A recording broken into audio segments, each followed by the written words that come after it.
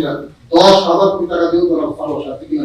দ্বিতীয়ত আরেকটা অভিযোগ আসছে খুব মারাত্মক ভাবে, এটা আসলে অ্যাড্রেস করতে আসলে বিষয় এখনো হচ্ছে না। এটা জনগণের মধ্যে নির্বাচন এটা আর মানুষের আসলে সরকারের প্রতি আমাদের প্রত্যাশা অনেক বেশি। এটা বলা হচ্ছে 10 কোটি টাকা আমি ভুল হয়েছে আমাকে আমি একদম চ্যালেঞ্জ করে দিই, যদি কেউ প্রমাণ করতে পারে যে 10 কোটি টাকা 1 টাকা যদি কেউ বলতেছে তাহলে তাকে সে যে কোনো অপরাধ সাথে কোনো শাস্তি মাথা দেবে।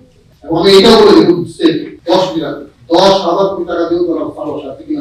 এটা বলি এবং আমি আমার জনগণকে ভাবনা করি এই শাসন করতে যারা সমস্যা কিন্তু করে না করতে দেয়। সুতরাং 10 কোটি হোক 5 কোটি দয়া করে এইটাতে আপনাকে বিভ্রান্ত হবেন না এবং আপনাকে হতাশা করতে হবেন না।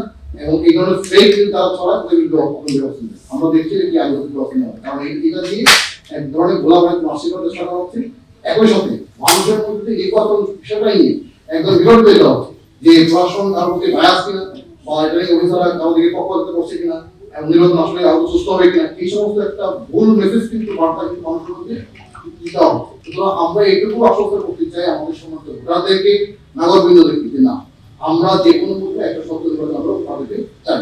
এবং এই দৃঢ়কণ্ঠে বলতে পারি সেটা হলো যে এখানে কোনো লেনদেনে কোনো প্রশ্নই আসে না এবং এই ধরনের কোনো কথাবার্তা কোনো প্রশ্নই আসে না। কারণ যারা এটা করছে ও কথা জানাচ্ছেন যে গোষ্ঠী তাদের অনুরোধ দয়া করে আপনারা জাতির সামনে ইলেকশন এটাকে সফলতা করবেন।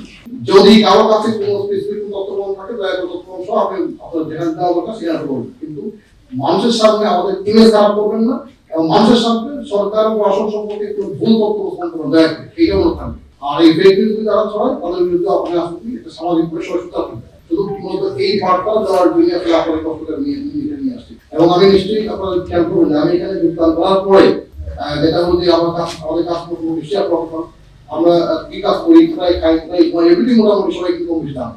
সুতরাং এই ধরনের একটা মানে একদম আগামী একটা ফেক নিউজ মানে যারা আমাকে ছড়িয়ে দিচ্ছেন এবং লোকজনের মধ্যে অনেকেই খুব আসে যে সারাসার বিরুদ্ধে এই ধরনের নিউজ ছড়াবে এটা একটু ভাবতে পারো। আমি একটু অপেক্ষা আমার থেকে সেটা নিউজ দিয়ে এবং ফেক মিডিয়া ছড়াবে এইটা আমি কখনো চিন্তা করতে পারি না। বা যে কোয়ার্টারে করছেন দয়া করে কাছে করবেন, সামনে আমাদের জাতীয় নির্বাচন, এই নির্বাচনটা সঠিকভাবে সুন্দর করে সত্যভাবে আমাদেরকে করতে হবে। আমরা চাই সকলের সহযোগিতা, আমরা চাই সকলের সহযোগিতা তাতে করে একটা সুন্দর নির্বাচন আমরা করতে পারি।